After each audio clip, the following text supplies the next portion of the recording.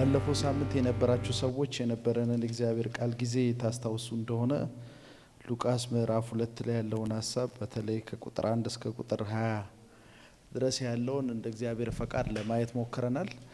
መጽሐፍ ቅዱስ የያዘን እግዚአብሔር ቃል አውጥተን ሉቃስ ምዕራፍ 2 ከቁጥር 21 ጀምሮ ያለውን እናነባለን። እንደዚህ ይነበባል።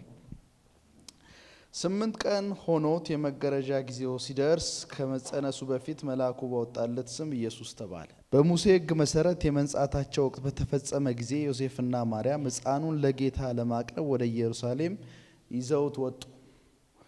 ይኸውም በጌታ ሕግ ተባት የሆነ በኩር ሁሉ ለጌታ የተቀደሰ ይሆናል ተብሎ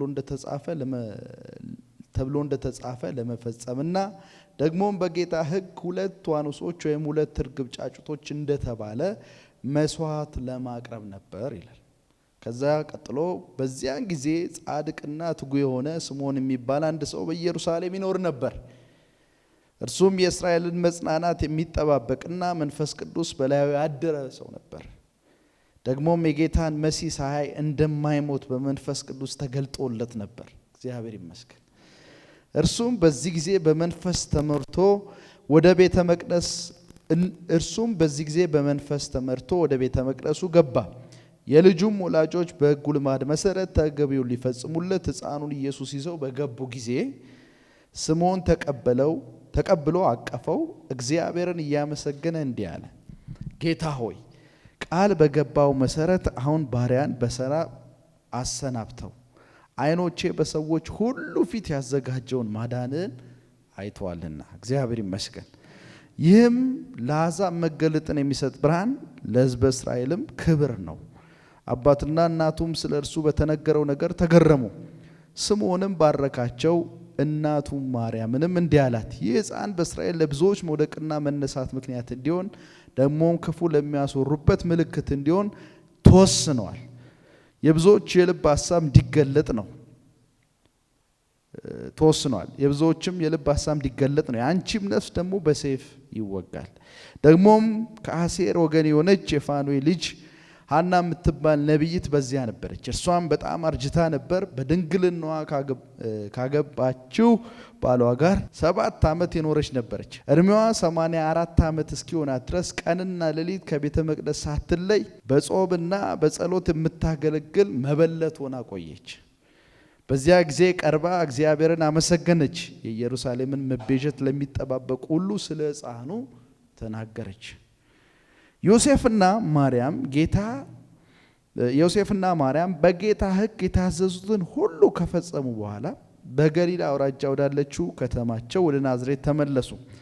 ሕፃኑም እንደገና እየጠነከረ ሄደ፣ በጥበብ ተሞላ፣ የእግዚአብሔርም ጸጋ በእርሱ ላይ ነበር። እግዚአብሔር ይመስገን። ብዙ ጊዜ ይህ ክፍለ ንባብ ብዙ ሰዎች የእግዚአብሔርን ቃል ሲያካፍሉ ግማሹን በተለይ ከቁጥር 25 ጀምሮ ያለውን ይሰብኩታል፣ በይበልጥ የስምዖንን ንግግር። ግን ከቁጥር 21 እስከ ቁጥር 24 ያለውን ክፍለ ንባብ ለብዙ ሰዎች ሲሰብኩት አልመለከትም፣ አንብበውት ያልፋሉ። ነገር ግን በጣም ጠቃሚ የሆነ መልእክት አለው። በቀጥተኛ እንደውም ከኛ ድነት ጋር ቀጥተኛ የሆነ ግንኙነት ያለው ንባብ።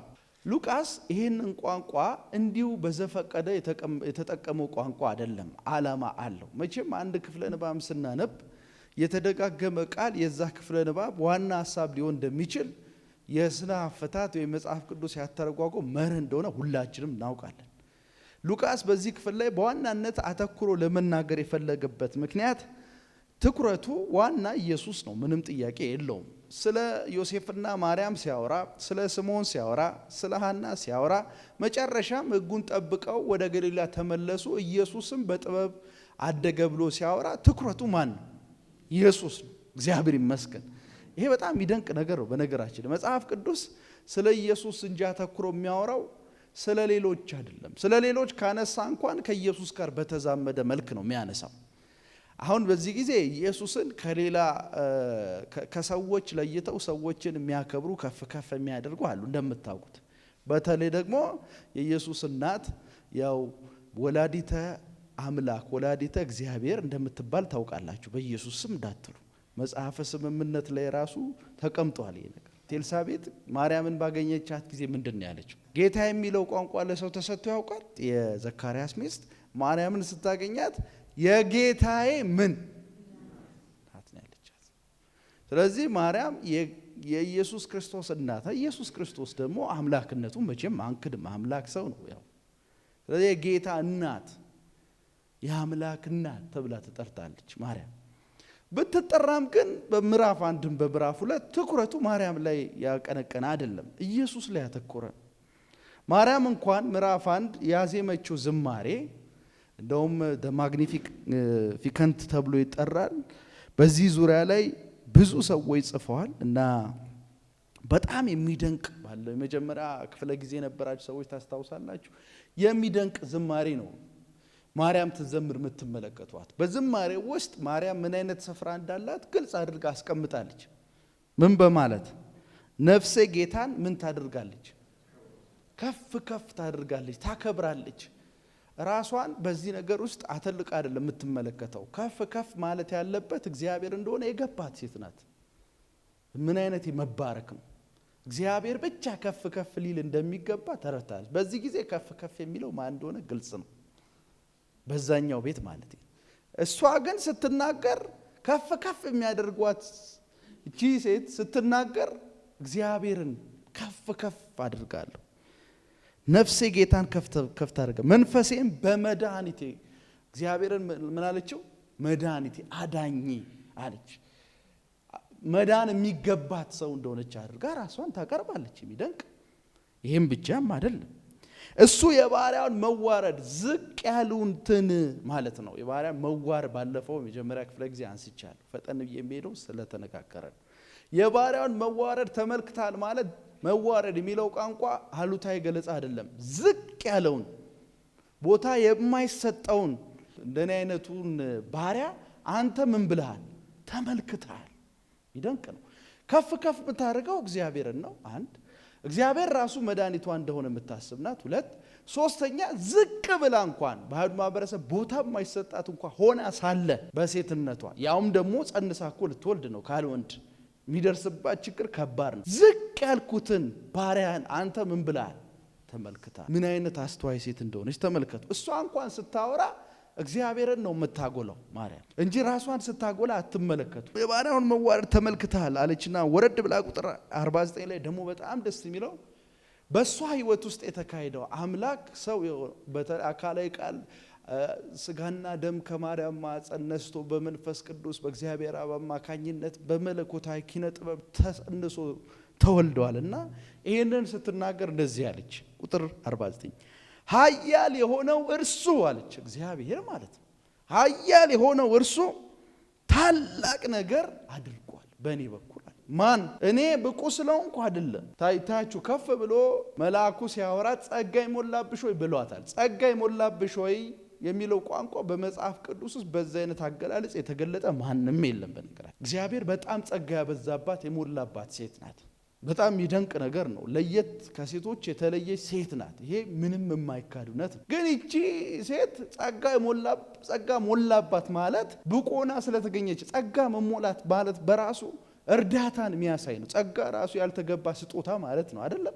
ጸጋ ሞላብሽ ወይ ብሎ ሲናገራት እግዚአብሔር ያልተገባውን ላንቺ የሰጠሽ ተለየ ሴት ሆይ እያላት ነው ማለት ነው። ብርቱ የሆነው እግዚአብሔር ኃያል የሆነው እግዚአብሔር በኔ በኩል ትልቅ ነገር ምን ብሏል አለ አድርጓል። እንደዚህ ያለች ቀጥላ በክንዱ ብርቱ ስራ ሰርቷል። ቁጥር 51 ብርቱ ስራ በሰው አእምሮ ታስቦ የማያውቅ በሰው ልጅ ታሪክ ውስጥ ካለ ወንድ ሰው ተወልዶ አያውቅ።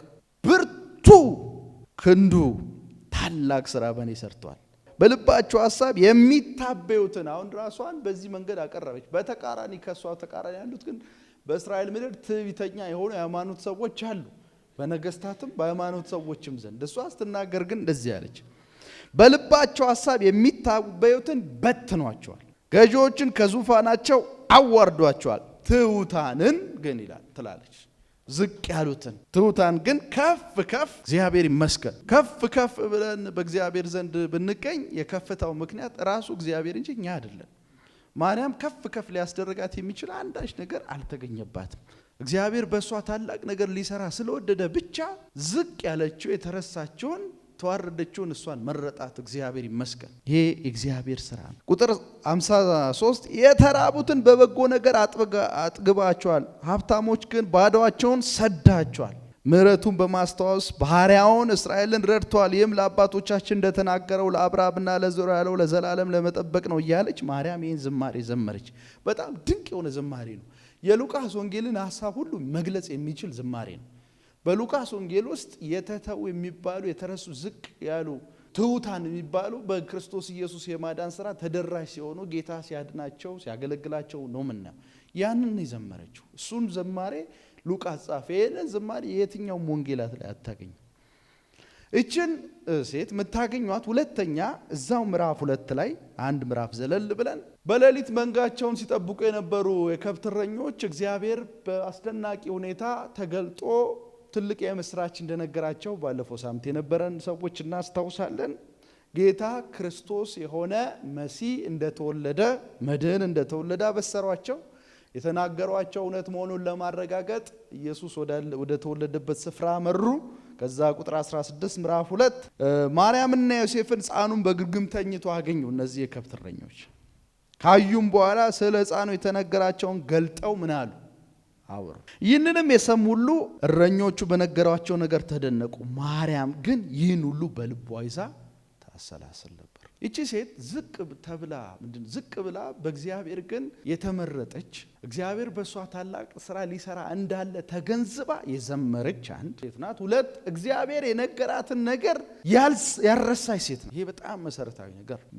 የከብት እረኞቹ መጥተው የገጠማቸውን ታላቅ ነገር ሲናገሩ በልቧ ሰምታ በልቧ ትይዝ ነበር፣ ታስተውል ነበር። ስንቶቻችንን እግዚአብሔር ተናገረን የምንለውን ነገር በልባችን የምንይዝ?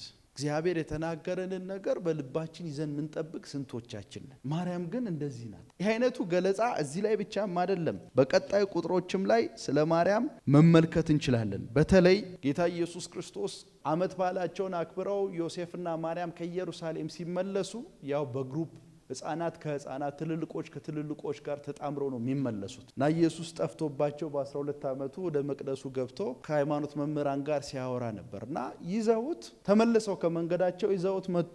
ከዛ እንደዚህ አለችው ማርያም ልጄ ሆይ ቁጥር 48 ለምን እንዲህ ያደረክ? አባትና እኔ እኮ ተጨንቀን ስንፈልግ ነበር አለችው። ከዛ ኢየሱስ እንደዚህ አላት ለምን ፈለጋችሁኝ? በአባቴ ቤት መገኘት እንደሚገባኝ አላወቃችሁ ምን አላት። ገባቸው። ከዚያ አብሯቸው ወደ ናዝሬት ወረደ፣ ታዘዝላቸው ነበር። እናቱም ይህን ሁሉ ነገር በልቧ ትጠብቅ ነበር። አንዴ ብቻ አይደለም፣ ሁለት ጊዜ እግዚአብሔር የተናገራትን ነገር ምን የምታደርግ ናት? የምትጠብቅ ሴት ናት። እግዚአብሔር ምንድነው የተናገራት? የተናገራት ምዕራፍ 1 ላይ ሄደን ማየት እንችላለን። በተለይ ከቁጥር 29 ጀምሮ ሄደን ማየት እንችላለን። መልአኩ ገብርኤል መጥቶ የተናገራት ነገር ቁጥር 30 እንዲህ አላት መልአኩ ማርያም ሆይ በእግዚአብሔር ዘንድ ሞገስ አግኝተሻልና አትፍሪ። ኖ ትጸንሻለሽ፣ ወንድ ልጅ ትወልጃለሽ፣ ስሙንም ኢየሱስ ትይዋለሽ። እርሱም ታላቅ ይሆናል። የምትወልጂው ታላቅ የልዑል ልጅ ይባላል። ጌታ አምላክ አባቱን ዳዊት ዙፋን ይሰጠዋል፣ በያዕቆብ ቤት ላይ ለዘላለም ይነግሣል፣ ለመንግስቱ ፍጻሜ የለውም። በሰው ልጅ ታሪክ ውስጥ እንዲህ የተባለ ማንም የለም። እንደዚህ አይነት ልጅ ግን ትወልጃለሽ ተባለ። የእግዚአብሔር ልጅ ትወልዳለህ። አንድ ሴት ጋር መጥቶ አንድ እንደው መልአክ ተገልጦ ቢነግራት ለማመን አይከብድም። መለኮት ትወልጃለሽ አስቸጋሪ ነው ለማመን። ለመንግስቱ ፍጻሜ የለውም የሚባል ልጅ ትወልጃለሽ በጣም አስደንጋጭ። ቅዱስ ልጅ ትወልጃለሽ በጣም ስሙን ኢየሱስ። ይሄ ሁሉ ይሄንን ይዛ ምን ታደርግ ነበር? ማርያም ትጠብቅ ነበር እግዚአብሔር እንደተናገራት እንዲያደርግ። ይሄ የሚያስገነዘብን ትልቁ የክርስትና ዲሲፕሊን ምንድነው ካላችሁኝ፣ እግዚአብሔር የተናገራትን እሷ ከጠበቀች ዘንዳ እኛም እግዚአብሔር የተናገረንን አጥብቀን ምን እንል ዘንድ ይገባል? እንጠብቅ ዘንድ ይገባል። ቁጥር 21 ዛሬ ወዳለነው ወደ ምናየው ክፍል ስንመጣ በስምንተኛው ቀን ያው በአይሁድ ባህል መሰረት በተለይ ደግሞ ኖት ለመያዝ የምትፈልጉ ሰዎች ዘፍጥረት 17 ከ19 እስከ 14 ዘሌዋውያን 12:3 ሄዳችሁ ማየት ትችላላችሁ። ማንኛውም አይሁዳዊ ልጅ ከእናቱ ማፀን ከወጣ በስምንተኛው ቀን መገረዝ አለበት ወንድ። ያቺ ሴት እግዚአብሔር ተናግሯታል። የተናገራትን ለመፈጸም እርምጃ የጀመረችበት የመጀመሪያው ምዕራፍ ይሄ ነው። ካንቺ የሚወለደው ተብላለች እኮ ቁጥር 35 መንፈስ ቅዱስ ባንቺ ላይ ይመጣል ሊጸል ስለዚህ የሚወለደው ቅዱስ ሕፃን እንከን የሌለበት ሕፃን መሆን አለበት ቅዱስ ይሆናል ተብሏል። እግዚአብሔር የተናገራትን ነገር እንዴት እንደምትጠብቅ በልቧ ነግሬያችኋለሁ። እንዴት ነው የምትጠብቀው? መጀመሪያው የጠበቀችበት ማሳያ ቁጥር 21 ነው ብያችኋለሁ። እቺ ሴት ኢየሱስ ክርስቶስ ዓለምን ሊያድን የመጣ አዳኝ መሆኑን ደግሞ መላእክቱ ለበግረኞች ተገልጠው የዓለም መድህን መዳኛ ጌታ ክርስቶስ ተወልዷል ብሎ የነገሩት ሄደው ነግሯታል። የዓለም መዳን የሚሆነው ኢየሱስ ደግሞ ከኃጢአት ጋር እየተንቦጫረቀ አይደለም መቼም አይደል? የዓለም መዳን የሚሆነው ንጽህናውን ጠብቆ ንጹህ ሆኖ ተገኝቶ ነው። የንጽህናው መለኪያ ደግሞ ምንድነው? በወቅቱ ሕግ ነው። ጌታ ሕግን ባይጠብቅ ከሕግ አንዷን ቢሳሳት የዓለም መድህን የሚባለው መላእክቱ መጥተው ለበግረኞች የተናገሩት ካንቺ ቅዱስ የእግዚአብሔር ልጅ ይወለዳል የተባለው ሁሉ ከንቱ ይሆናል። የመጀመሪያ እቺ ሴት ያደረገችው ነገር በስምንተኛው ቀን ሕጉን ጠብቃ ዘፍጥረት 17 ከ19 እስከ 14 የዚህ ንባብ ሕግ እያለ ትኩረት ያደርጋል። መጀመሪያ ነበብኩላችሁ ያደርጋል ያልኳችሁ ያለ ምክንያት አይደል። እግዚአብሔር የተናገራትን ለማድረግ እርምጃን የጀመረችው የመጀመሪያው እርምጃ እንደ ሕጉ ነው ልጇን ለማሳደግ የተነሳችው። የመጀመሪያው ስምንተኛው ቀን ላይ ምን አደረገች? አስገረዘች። ግርዘት ዘፍጥረት አሁን በጠቀስኩት ንባብ ግርዘት የኪዳን ምልክት ነው። ሁላችንም እንደምናውቀው አንድ አይሁዳዊ ወንድ በስምንተኛው ቀን ከተገረዘ በአብርሃም በኩል የተገባው የተስፋ ቃል ወራሽ እንደሆነ ጋዳዊ ማረጋገጫ ማተም ግርዘት። ያልተገረዘ አይሁዳዊ በአብርሃም በኩል የተገባው የተስፋ ቃል ወራሽ ተደርጎ አይቆጠርም። እንደ አሕዛብ እንደ እርኩስ ሕዝብ ይቆጠራል። ስለዚህ በአብርሃም በኩል እግዚአብሔር የገባው የተስፋ ቃል ተካፋይ እንዲሆን የግድ ግርዘትን ማከናወን አለበት። ሽድድት ስምንተኛውን ቀን ቁጥር 1 ላይ እንደዚህ 8 ቀን ሆኖት የመገረዣው ጊዜ ሲደርስ ከመጸነሱ በፊት መልአኩ ባወጣለት ስም ኢየሱስ ተባለ። በነገራችን ላይ አይሁዳውያን ስም የሚያወጡት ልጆቻቸውን በገረዙበት ቀን አንድ መግረዙ አይደለም እግዚአብሔር የነገራትን በጥሞና እንደምትከታተል ማሳያው እሱ ብቻ አይደለም። ሁለተኛ መልአኩ መጥቶ ምንድነው ያላት? የምትወልጂውን ልጅ ማን ትይዋለሽ? ኢየሱስ ብላ ነው የጠራችው። እግዚአብሔር የሚናገራትን ነገር አድርጋለች። ይሄ ከየት የመጣ ከሷ ብቃት የመጣ ነው? ኖ አውደ ንባቡን ባንክሮ ካነበብን ምዕራፍ 1 ላይ ጸጋ የሞላብሽ ሆይ ተብላለች። የእግዚአብሔር ጸጋ ነው ይሄንን እንድታርግ ያስቻለ። የእግዚአብሔር ጸጋ ነው። በተለየ መንገድ ልናወድሳት ማርያምን አንችልም። ለምን? የዚህ ሕጉን ጠብቃ መልአኩ ያላትን ስም ሰታ ያሳደገ ወደ ኋላም መጣለው ያደረገቻቸው ነገሮች አሉ። ያን ሁሉ ያደረገችው ጸጋው ስለመራት ነው፣ ስላስቻላት ነው። ይሄ በጣም አስተማሪ ነገር ነው። እንደ ሕጉ በስምንተኛው ቀን መግረዟ ብቻ ሳይሆን መልአኩ በሰጣት በዛ መጠሪያ ነው የሰየመችው። ለዚህ ነው የሚለው ከመጸነሱ በፊት መልአክ ባወጣለት ስም። ሉቃስ ሲጽፍ እንዲሁ አይደለም። ምዕራፍ 1 ቁጥር 31ን እንድናስብ ያደረገ ነው። የዚህ መልእክት ተደራሽ ቴዎፍሎስ እንዲያስብ ያደረገ ነው። መልአኩ ባወጣለት ስም ኢየሱስ ብላ ምን አደረገችው? ይሄ ኦቢዲየንስ የሆነ ታዛዥ የሆነ ህይወት ነው። ይህም በእግዚአብሔር ጸጋ የሆነው አሜን። ይሄ ብቻ አይደለም። እቺ ሴት ቁጥር 22 በሙሴ ሕግ መሰረት የመንጻታቸውን ወቅት በፈጸሙ ጊዜ ይላል። ይሄንን ዘሌዋውያን 12 ከ1 እስከ 8 ሄዳችሁ ማየት ትችላላችሁ። አንድ ሴት አንድ አይሁዳዊ ወንድ ስትወልድ 40 ቀን ሴሪሞኒያሊ ዲፌል አድርጋለች ወይም ደግሞ ከስርዓት ሕግ አንጻር ረክሳለች ተብሎ ይታመናል። ኃጢአት ሰራች አይደለም ረክሳለች የሚባለው። በሕጉ ድንጋጌ መሰረት አንድ ሴት ወንድ ከወለደች ለ40 ቀን ከውስጧ ደም ስለሚፈስ ረክሳለች ተብሎ ይቆጠራል። ስለዚህ ምንም ነገር እንድትነካ አይፈቀድላትም። 40ውን ቀን ጠብቃ የመንጻት ጊዜዋን መፈጸም አለባት። ሕጉ አዛጣን ዘሌዋውያን 12 ቁጥር ከ1 እስከ 8 ሄዳችሁ ማየት ትችላላችሁ። ይህን ካላደረገች አንድም ሕጉን አልጠበቀችም፣ ሁለትም ይሄ ጉዳይ ወደ ከኢየሱስ ጋር ቀጥተኛ ግንኙነት ይኖረዋል። ስለዚህ እቺ ሴት መጀመሪያ ያደረገችው ነገር ኢየሱስን ማስገረዝና መልአኩ በሰጣት ስም መጥራት ብቻ ሳይሆን የመንጻት ጊዜዋን ፈጸመች ብሎ ነው የሚናገረው። ሙሴ በሕግ መሰረት የመንጻት ወቅቱን በፈጸሙ ጊዜ፣ በፈጸሙ የሚለው ቋንቋ እሷ ልጅ በመውለዷ ምክንያት እሷን ብቻ ሳይሆን አብሯት ያለው ዮሴፍም ምክንያቱም የመውለዱን ታሪክ ምዕራፍ 2 ላይ ሄዳችሁ እንደምታዩት የማደሪያ ስፍራ ፈልገው አጥተው የት እንደተወለደ ጌታ ኢየሱስ ታውቃላችሁ። ምናልባትም ሉቃስ ይህን ሲጽፍ የመንጻታቸው ወቅት በተፈጸመ ጊዜ ለምን ይላል? የመንጻቷ ወቅት በተፈጸመ ጊዜ ብሎ ስለ ማርያም ብቻ አላወራም። በመውለጇ ሰዓት አጠገቧ ዮሴፍ ነበር። ስለዚህ ምናልባት ዴሊቨር ያደረጋት አብሮ ተባብሮ ሊሆን ይችላል። ያንን ነው የምንገምተው። በብዙ ቁጥር ሴት ናት እንጂ ለ40 ቀን ዲፌል ወይም ደግሞ እንደረከሰች ቢናገር ዘሌዋውያን ከ12 ከ1 እስከ 8 ወንድ እንደረከሰ አይናገርም። ምክንያቱም ወንድ ጸንሶ ምን አይልምና አይወልድምና። እዚህ ጋር በጋራ የተጠቀሱበት ምክንያት ከናዝሬት መጥተው ወደ ቤተልሔም ለሕዝብ ቆጠራ ባረፉበት ጊዜ እንግዶች ማረፊያ አጥተው ባገኙት ስፍራ ላይ ባረፉት ጊዜ ጌታ ሲወለድ አጠግበው የነበረው ማን ነው? ስለዚህ ረድቷታል። ከረዳት ደግሞ ያው የደም ንክኪ ሊኖር እንደሚችል እናስባለን። ስለዚህ ሁለቱም እኩል ምን ብለዋል ማለት ነው? ሴሪሞኒያሊ ዲፌድ አይደል። ስለዚህ የመንጻት ስነ ስርዓትን እኩል መፈጸም ስላለባቸው ሲናገር ሉቃስ ምን አለ? የመንጻታቸው ወቅት በተፈጸመ ጊዜ በብዙ ቁጥር ዮሴፍና በተፈጸመ ጊዜ ዮሴፍና ማርያም ሕፃኑን ለጌታ ለማቅረብ ወደ ኢየሩሳሌም ይዘውት ምን አሉ? ይዘውት መጡ። ለምንድን ነው ወደ ኢየሩሳሌም ይዘውት የመጡ? ከቤተልሔም ማለት ወደ ኢየሩሳሌም ይዘውት የመጡት ለምንድን ነው? የመንጻታቸው ወራት በተፈጸመ ጊዜ። ይኸውላችሁ ታዛዥነቷ ሶስተኛ የመንጻት ሕግ መፈጸሟን ሌላኛው ገጽታ። አራተኛው በተለይ ደግሞ ከኢየሱስ ጋር ቀጥተኛ ግንኙነት ያለው ዮሴፍና ማርያም ሕፃኑን ለጌታ ለማቅረብ ወደ ኢየሩሳሌም ይዘውት መጡ ይላል። በአይሁድ ሕግ መሰረት አሁንም የአይሁድን ሕግ ማንሳት አስፈላጊ ነው። ትኩረቱ ስለ ሕግ ስለሆነ አንድ የተወለደ ወንድ ልጅ በቀድሞ የአይሁድ ሕግ መሰረት የተወለደ ወንድ ሁሉ ለአምልኮተ ያህዌ እንዲያገለግል ካህን እንዲሆን ይጠበቅ ነበር፣ ለመቅደሱ አገልግሎት እንዲሆን።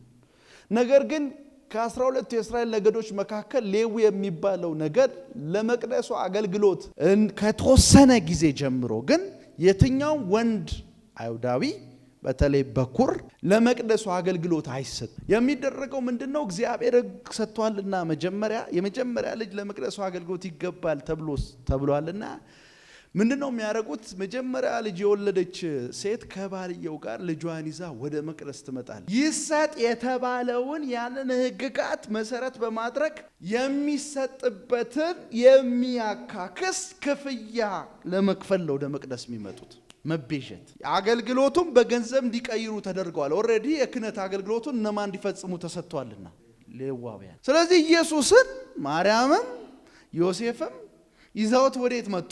ወደ ኢየሩሳሌም ወደ መቅደሱ ይዘውት መጡ። ብዙ ጊዜ ይህን ክፍል አንመለከተውም እናልፈዋለን፣ ግን በጣም አስተማሪ። ይዘው መጡ ወደ መቅደሱ። ለምን? ሕጉ ይላላ። ዘጸአት 13 ከ1 እስከ 2 ሄዳችሁ ማየት ትችላላችሁ። ይሄንን ሕግጋት ይዘውት በተለይ ደግሞ ዘጸአት 13 ከ1 እስከ 2 ብቻ ሳይሆን ከቁጥር 11 እስከ 16 ሄዳችሁ ድጋሚ ተጠቅሷል መመልከት ትችላላችሁ። ይዘውት መጡ ወደ መቅደስ። ኢየሱስ የመጀመሪያ ልጇ እንደመሆኑ መጠን ምክንያቱም ምዕራፍ 2 ላይ ቁጥር 7 የበኩር ልጅ የሆነውን ወንድ ልጅ ወለደች ብሎ ስለሚናገር ኢየሱስ የበኩር ልጇም ስለሆነ ወደ መቅደሱ ይዛ መጣች። ይህንን ሕግ ብትተላለፍ ኖሮ ይዛው ባትመጣ ኖሮ በኢየሱስ አገልግሎት ላይ ቀጥተኛ የሆነ ምን ይኖረዋል? ተጽዕኖ ይኖረዋል። ኢየሱስ የሚተችበት አንድ ሕግ ይኖራል። ለምን? የበኩር ልጅ ነውና ወደ መቅደሱ መምጣት አለበት ይላል ሕጉ። በነገራችን ላይ ከሕግ እርግማን የዋጀን ሕግ የሚጠይቀውን ሁሉ ጌታ ኢየሱስ ክርስቶስ ፈጽሞ ነው። ሕግ የሚጠይቀውን ሁሉ ከሕግ በታች ተገኝቶ ፈጽሞ በሕግ ፊት ኩነኔ አልባ ሆነና ጻድቅ ተባለ። የሱ ጽድቅ ለኛ የተቆጠረው በሕግ ፊት አንድ የተሳሳተው ሕግ ሳይኖር በህይወት በተግባር ሕግን ፈጽሞ ስለኖረ ነው። ይሄንን ሕግ እቺ ሴት ምን አደረገች? ማርያምን እያሰባችኋት ነው? በስብከቴ ውስጥ የምትገርም ሴት አይደለች? ምን ያህል ጠንቃቃ እንደሆነች ነው የምታዩት።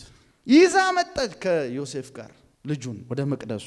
በነገራችን ላይ የመንጻት ስነ ስርዓት መፈጸም ብቻ ሳይሆን የመንጻት ስነ ስርዓት መፈጸም መጠቃለሉ በቃ የመንጻት ስነ ስርዓት ፈጽመናል ለማለት መስዋዕት ማቅረብ ያስፈልጋል ለመቅደሱ። ስለዚህ በሁለት ምክንያት ነው ለመቅደሱ የመጡት። አንድ ልጁ ለመቅደስ መሰጠት አለበት፣ ተሰጥቶ ለመቅደስ አገልግሎት የሚገባው ካሳ ተከፍሎ መወሰድ አለበት አንደኛ። ሁለተኛ 40 ቀን የመንጻት ስነ ስርዓቷን አጠናቃለችና መደምደሚያው መስዋዕት በማቅረብ ነው የሚደመደመው ሕጉ በሚለው መሰረት።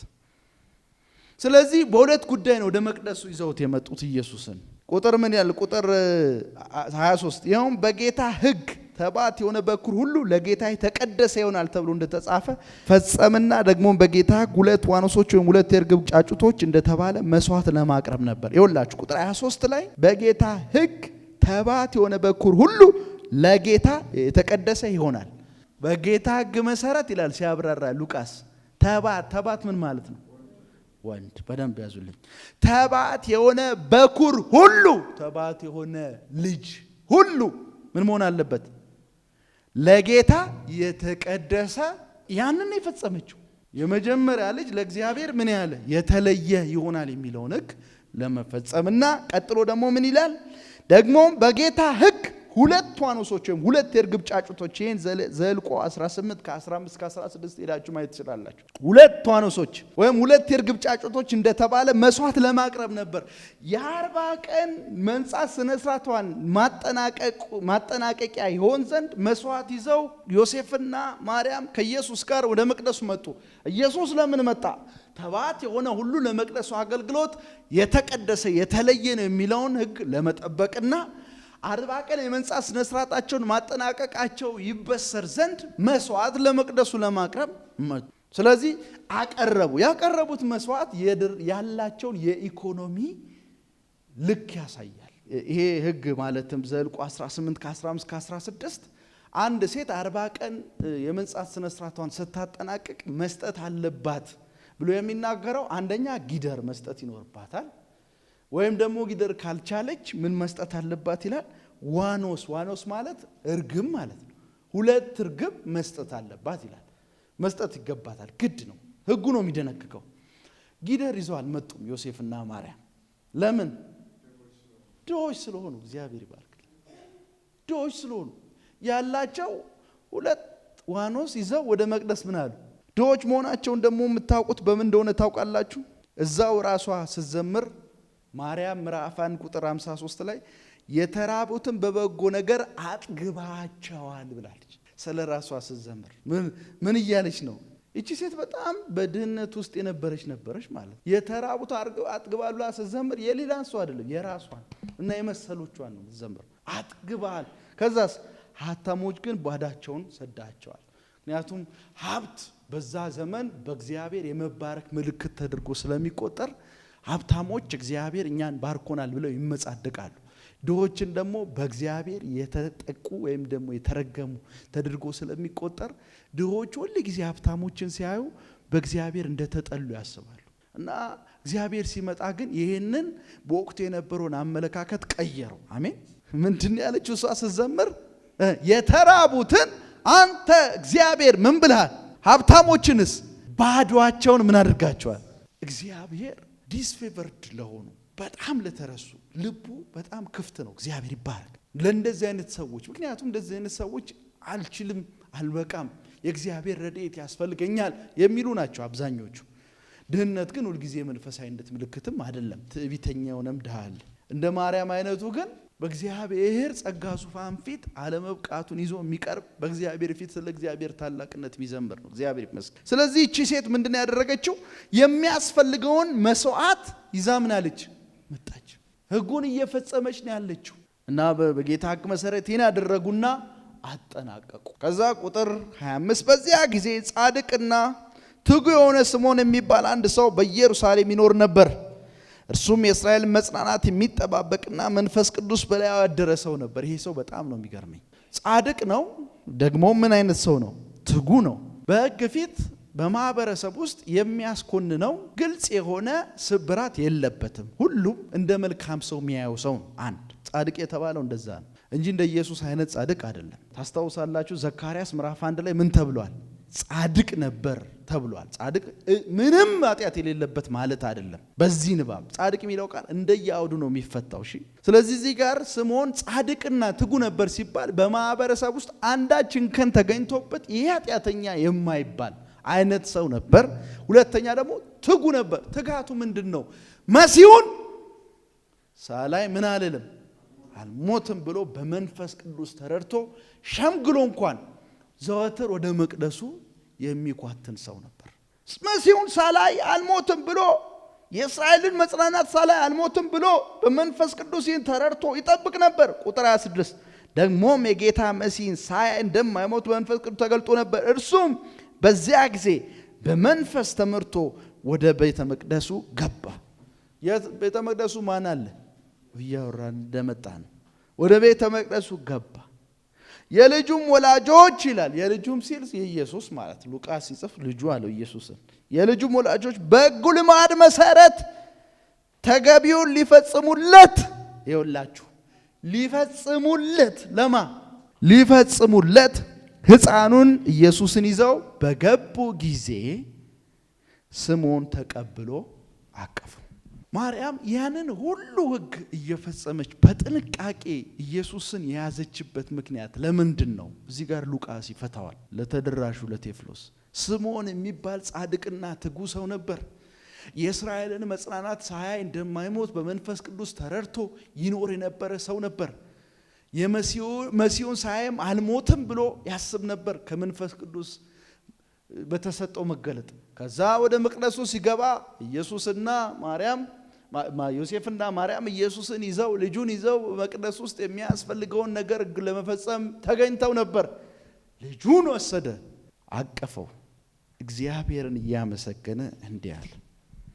በጣም የሚገርም የሚደንቅ ንግግር ነው የሚናገረው።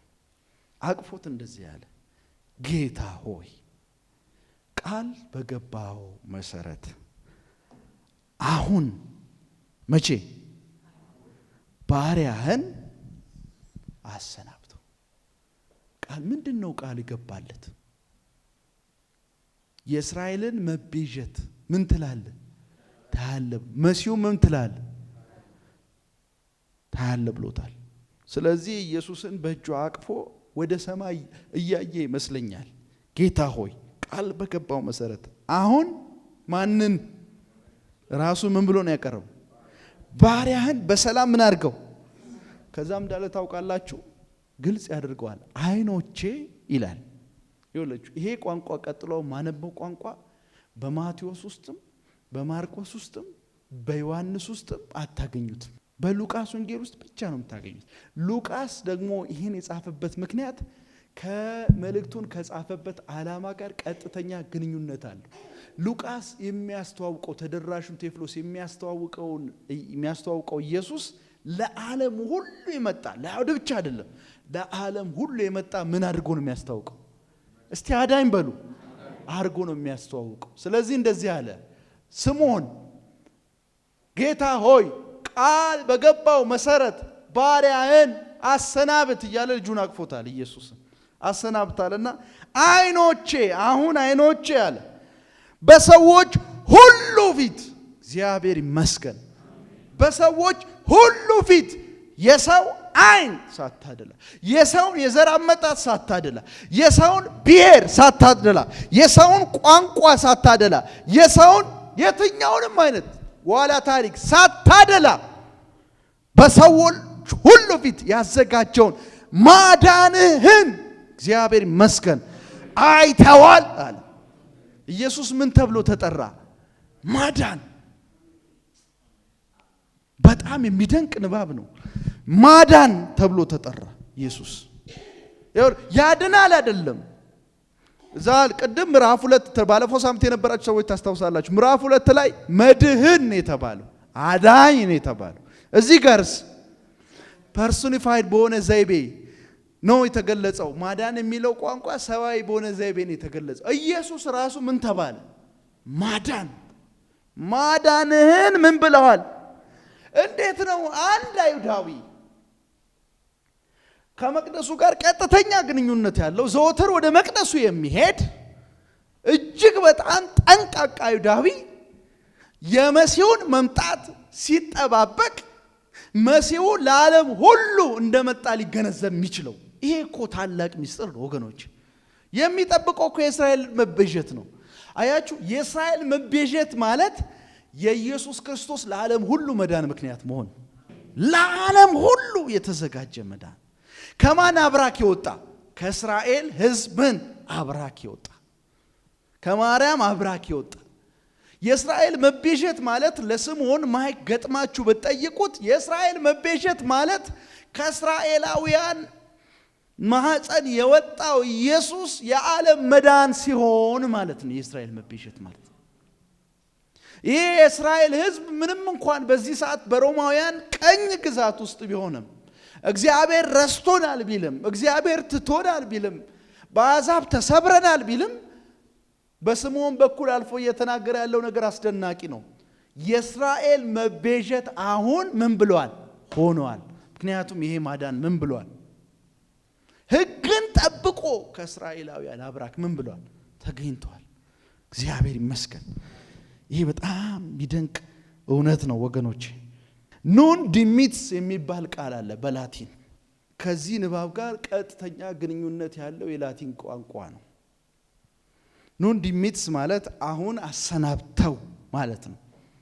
አሁን ግደለው ማለት ነው። አሁን በቃው ማለት ነው። ስምዖን የተናገረውን ቋንቋ መሰረት በማድረግ የዳበረ ስነ መለኮት ነው። ይሄንን ለመጀመሪያ ጊዜ የተጠቀመው ማርቲን ሉተር ነው። ለመጀመሪያ ጊዜ የተጠቀመው ደግሞ የጌታ እራትን ሰዎች በመቅደስ ውስጥ በካህናት እጅ ሲቀበሉ ያ የተቀበሉት የክርስቶስ እውነተኛ ስጋና ደም ነው።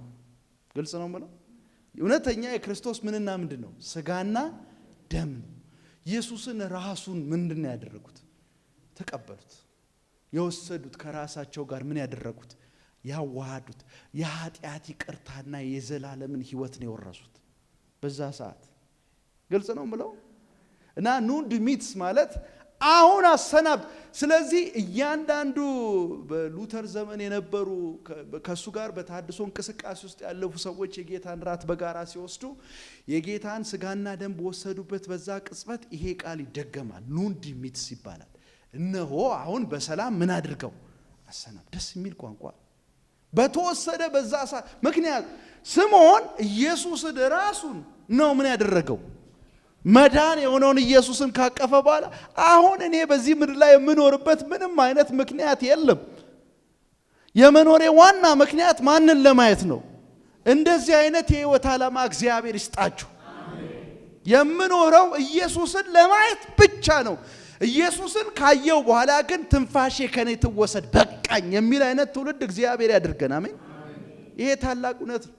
ይሄ ነገር ደግሞ በየዕለቱ በወር አንድ ጊዜ በምንፈጽመው የጌታ ራት ክንዋኔ ውስጥ ቅዱስ ሥርዓት ውስጥ የምናደርገው ነው። በዚህ መንፈስ ብናደርገው እንደውም ጥሩ ነው። በወሰድነው ስጋውን ደሙን በወሰድን ሰዓት ኢየሱስን ራሱ ማዳን የተባለውን ኢየሱስን ራሱ እየወሰድን ነው። ሕይወት እየሆነልን ነው። ይቅርታን እየተካፈልን የኃጢአት ይቅርታን እያገኘን አሁን ከዚህ በላይ ምን የሚያስደስት ነገር አለ? ስምዖን እኮ ምንም የሚያስደስተው ነገር የለም። ውሰድኛል።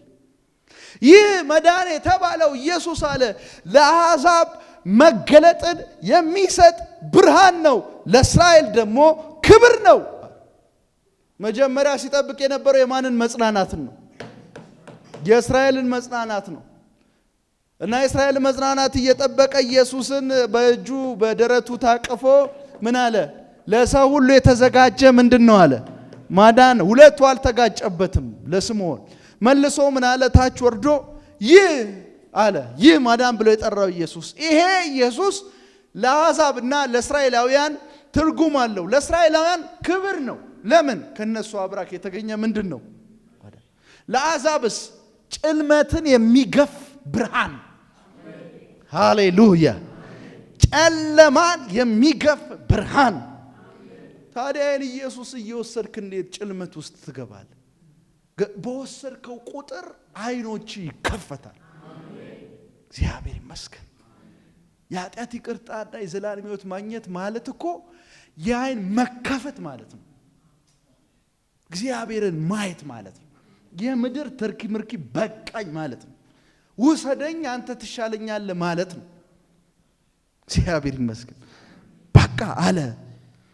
መገለጥን የሚሰጥ መገለጥ። ይሄ መገለጥ የሚለው ቋንቋ የተደበቀ ነገር በብርሃን ሲሞላ ማለት ነው። መገለጥን የሚሰጥ ብርሃን ነው አለ ኢየሱስን ሲገልጽ።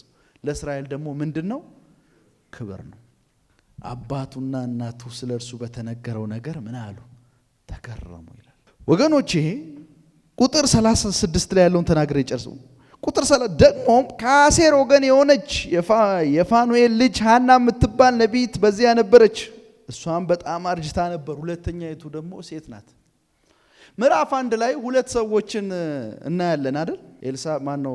ዘካርያስን እናያለን። አናይም? ማርያምን አናይም? ሁለቱ በንጽጽር ነው የቀረቡት ምዕራፍ 1 ላይ።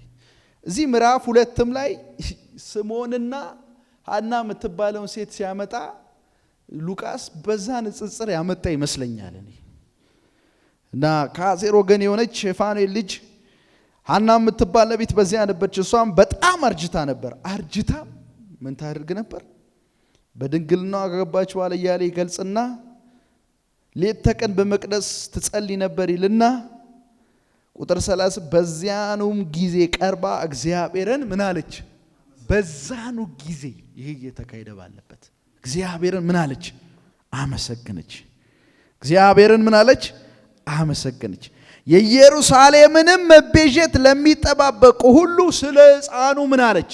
በነገራችን ላይ እነዚህ ሁለት ሰዎች እግዚአብሔር ረድቷቸው ነው የእስራኤል መቤዠትን ከኢየሱስ ጋር አጣምሮ የተመለከቱ እንጂ በዛን ወቅት የነበሩ አይሁዳውያን የእስራኤል መቤዠት ከክርስቶስ ኢየሱስ ጋር አያይዘው አይመለከቱ። እነዚህ ግን እግዚአብሔር ረድቷቸው የእስራኤልን መቤዠት በልጁ እንደሚሆን አውቃ እግዚአብሔርን ምን አደረገች? አመሰገነች። በቃ የዚህ ሴትዮ ታሪክ ይሄ ነው።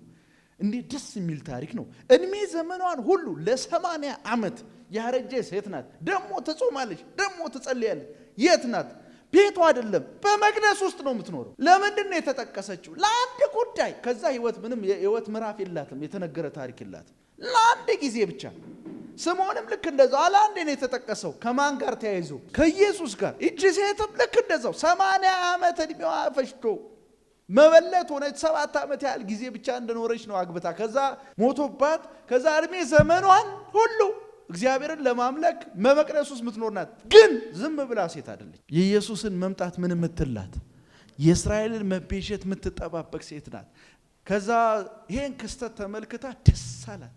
በቃ በዚህ ሕፃን የእስራኤል መቤዠት ሆናለች። እግዚአብሔርን ምን አደረገች?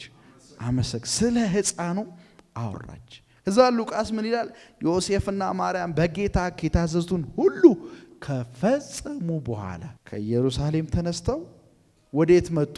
ወደ ናዝሬት ተመለሱ። ይህ ታሪክ ምንድነው የሚያስተምረን? ይህ ታሪክ የሚያስተምረን ትልቁ ቁም ነገር አንድ የማርያምን እግዚአብሔር የነገራትን መልእክት ምን ያህል አበክራ አጠንክራ እንደተከታተለች። እግዚአብሔር ይናገራችሁ እንጂ እግዚአብሔር ከተናገረ በኋላ እግዚአብሔር መናገር እርግጠኛ ሁኑ እንጂ ይናገራችሁ እንጂ የተናገራችሁን ነገር ስለሚያደርግ እግዚአብሔር ከተናገራችሁ ሐሳብ ጋር እንደ ማርያም ጸንታችሁ ትቆሙ ዘንድ እግዚአብሔር ይርዳችሁ። አንደኛው መልእክት ይሄ ነው። እቺ ሴት ለእግዚአብሔር ቃል በዚህን ያን መጠን ታማኝ የሆነችው ደግሞ እንዲሁ ዝም ብላ አይደለም። እንዲሁ ዝም ብላ አይደለም። ምኑን በመፈጸም ነው? የሚጠበቅባትን የሕግ ድንጋጌ ምን በማድረግ በመፈጸም ነው።